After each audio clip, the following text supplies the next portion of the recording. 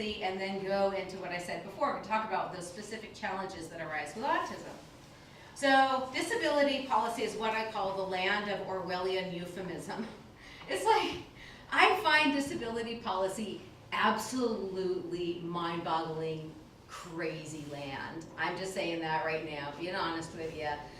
I like being part of the disability community, but I find some of the stuff that goes on insane. Now, here are just a couple, I could have had 3 pages on this. A couple things that are very popular right now, for good reason, right? But at the same time are used as euphemisms to mask, I believe, the real intent behind them, right? An employment first policy, oh, that's great. Who doesn't want these people to have employment first, right? I love my kids, not my non-verbal kids with IQs in the 30s. I would love for them to have employment, right?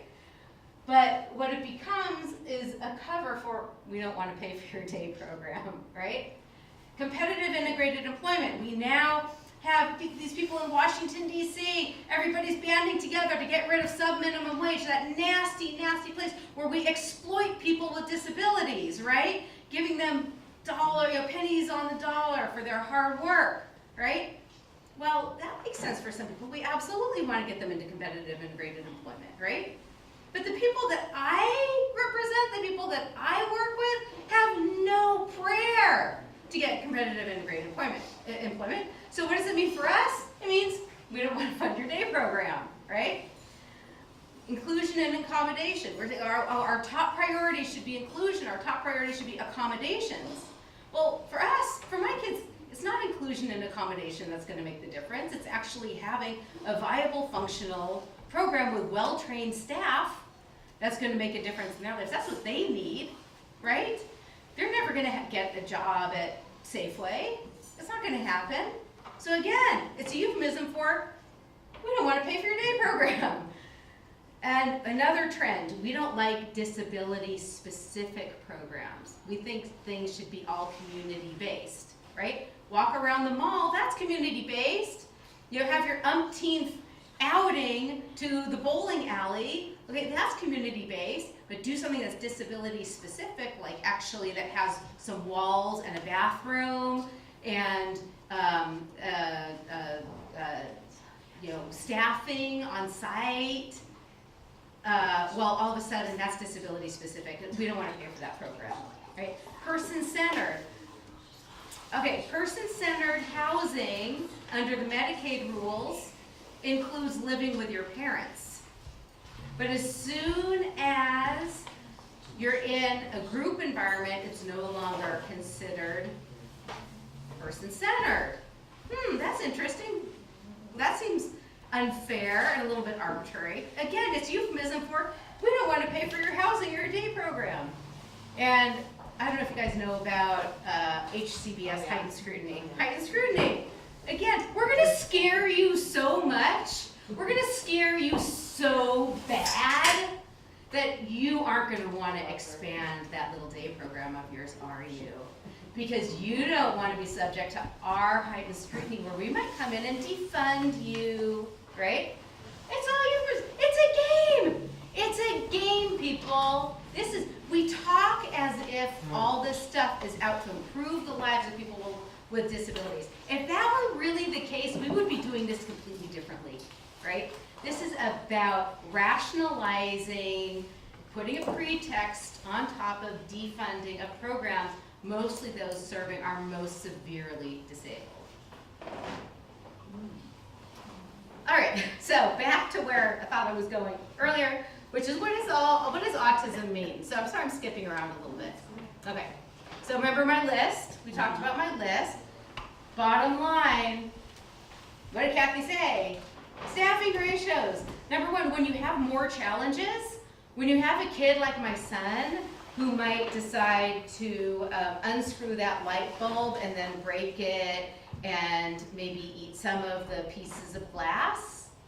When you have a guy like I'm not picking on my son, he really is such a sweetheart. He's just bored, he's looking for stuff to do. Who might take those paintings off the wall and drop them, or maybe try to chew on the frame.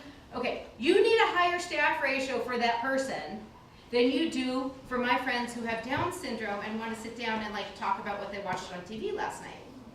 All right? Very different. Very different. My son needs one-to-one. My son's not alone, right? So you need staff ratios, you need a different program design, and you need a lot of staff training around autism. So first on the list was executive functioning, self-help, and adaptive skills. What does it mean for a program like yours? You know, I want to put a caveat here. Everybody with autism is very different, and some of the things I talk about have absolutely no relevance to people with a diagnosis of autism, including people like my own kids. So take everything I say with a grain of salt. But some of the things that programs do, and by the way, I realize I'm preaching to the choir, and you guys already know this stuff, but Kathy told me to give a presentation on this, so I am. But you know, visual schedules, way to break down the day, the way to make things very predictable, to make sure, like, you know, their brain can't engage in executive functioning, but they can maybe read a chart or a visual or a graphic that's a constant reminder to them about what they need to do or why they're doing it, right? Checklists are very important for those who are a little bit higher functioning. Just make them get in a routine, you know, and that will compensate somewhat for their lack of adaptive functioning. You know, daily planning meetings, constant, you know, these sort of reminders, this coaching, mentoring of them that you often don't have to do with somebody with cerebral palsy who's in a chair, who's completely cognitively intact. You don't have to do this stuff with them. I know these people, their IQ's the same as mine. You don't need this stuff. Someone with autism, you need to go through this over and over and over again. So because of the inability to follow instructions and the lack of basic care and safety skills, again, it goes back to the higher staff ratios. Again, your bottom line is always there. Next on the list, again, I just can't emphasize enough how important this is. Sensory processing for so many people on the spectrum is a huge, overwhelming burden and problem. Again, they're all different. For my son, it's a much bigger problem than for my daughter, but it's also true of my daughter as well. If you run into my daughter, chances are she's doing this. And it's not because she doesn't want to hear you, but because I don't think she can simultaneously integrate, you know, sounds with visual, with emotional, with other content. She can only have like one channel on at a time. And sometimes the higher functioning people with autism will actually talk about that. The people who, you know, say like, I can only use my eyes. I can't use my ears and eyes together. You hear these things and it makes complete and total sense. So what does it mean for a program like yours? Softening the sensory environment. You know, I was at Morgan Autism Center today, and they have an adult program. God bless them. It's wonderful. But let's say you put 50 people in a room, and they're not 50 people in a room at one time. You know, these people are out in the community and everything. But let's say you put 50 people in a room. That's going to blow minds off a lot of people with autism. It's too overwhelming. It's too loud. It's too much chaos. So how do you soften? How do you de-stress the environment? You want a happy person with autism? Have a de-stressed environment.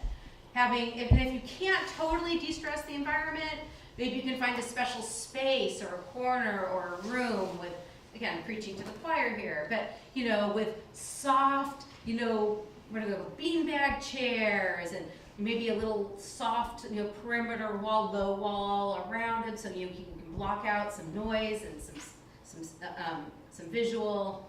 Some outdoor spaces I think are really important. Adaptive equipment. A simple example is just headphones, right? Sometimes you plop a headphone on an adult with autism and, you know, they can deal, whereas they couldn't before without the headphones. Again, sticking to routines is another way to deal with sensory issues. If there's more surprises, right, then that's more sensory overwhelm and they're likely to go off into, you know, some sort of explosion. Activities in nature, for a subset of our population.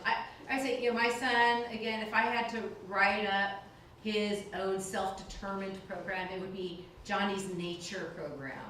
You know, he'd be hiking 8 hours a day. And I think that's true with a lot of kids. That's where they're happiest. It's just calm and predictable. It's, you know, no one running around. Having things like swings. Adults with autism, just like kids with autism, often like to swing and often need sensory equipment.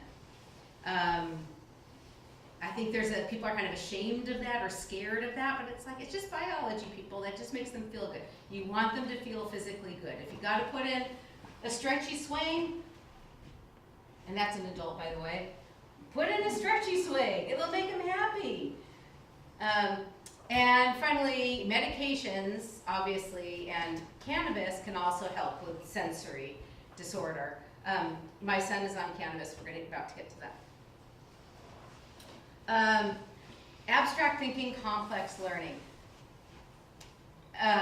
For some adults with autism, they're very good with repetitive, we've talked about this, repetitive tasks, linear tasks, things that don't require too much abstraction, things that don't require a lot of instructions.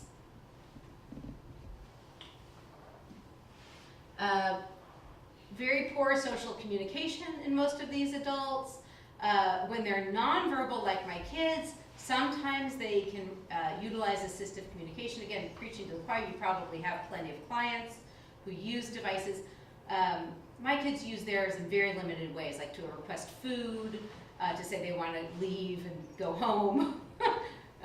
But some are able to use them in more robust ways, more meaningful ways. And obviously, that requires staff training. See, in school, you have the speech therapist on site, right? You have the IEP paying for the device and the maintenance of the device and some consultation regarding the device. That goes away, right, in the adult programs. So it becomes harder for adult programs to utilize, you know, assistive communication, which I think, from what I hear from families, is really a challenge for some of these individuals who should have access to it.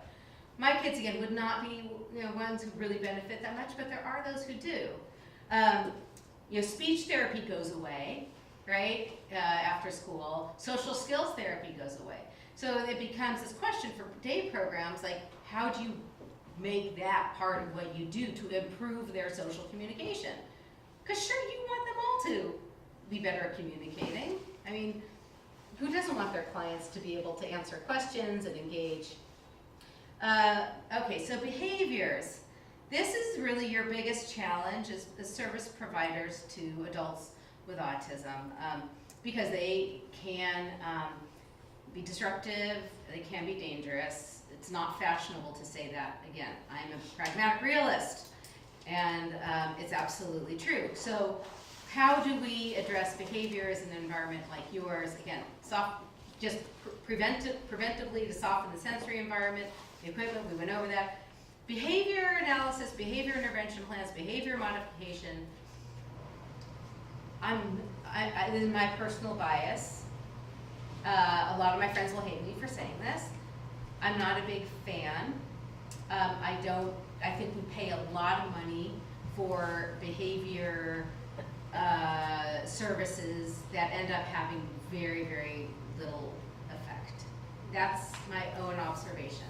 You guys are very welcome to disagree with me.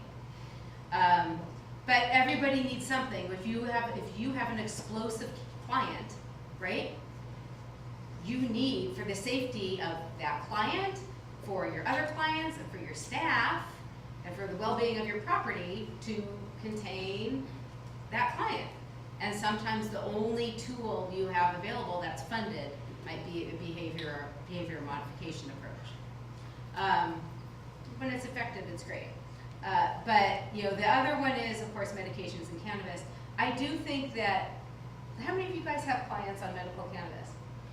We did have a client who used CBD, so I don't know if you want to split hairs that's, on that. yeah. You want to split hairs on Yeah, that. now you can buy Whole Foods. Well, then you couldn't, right? Yeah, so yeah. Now you then, can. yeah, then you couldn't. So. Yeah. Prediction. is that medical cannabis is going to become almost standard, even on site, of adult day programs within the next 5 years. Prediction. For the programs serving the adults with autism who have the high anxiety, high sensory issues, and behavioral issues, right? I've just seen over the past, I think we started talking about medical cannabis at Autism Society about 3 years ago. We threw our first event around medical cannabis, and it was all very like hush hush, like, okay, here's our secret sign-up form, and here's our secret location, and here are secret speakers, and this is what, you know. Oh my God, that's all gone. That's all gone because it has completely exploded. There's nobody in the closet about it anymore. It's very, not only can you just go into the dispensary and buy it, but, you know, schools, you know that their kids are on it. You know, parents have no problem testing it out in various formulations on their children. I will say, not a doctor. I have nothing to say about long-term safety profile for a drug like this. I'm sure that there are many concerns.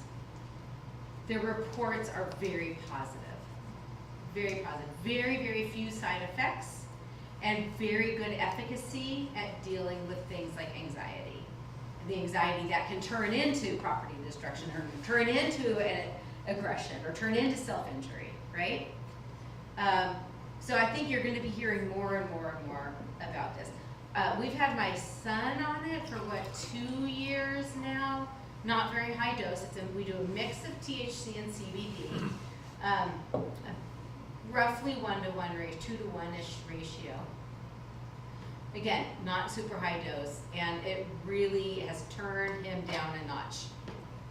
He was at the point where we were concerned that he would not be able to stay in school because he would do things like throw chairs. Well, you can't have a kid in school who throws chairs. You hurt somebody, right? Or, you know, a couple of other things that were very concerning. And he's just a calmer, happier person. The other reason that autism families are turning to cannabis is for sleep. I don't know if you've seen this in your clients, but a lot of sleep disruption. And it has helped, again, a portion of families, deal with sleep with their kids with sleep challenges.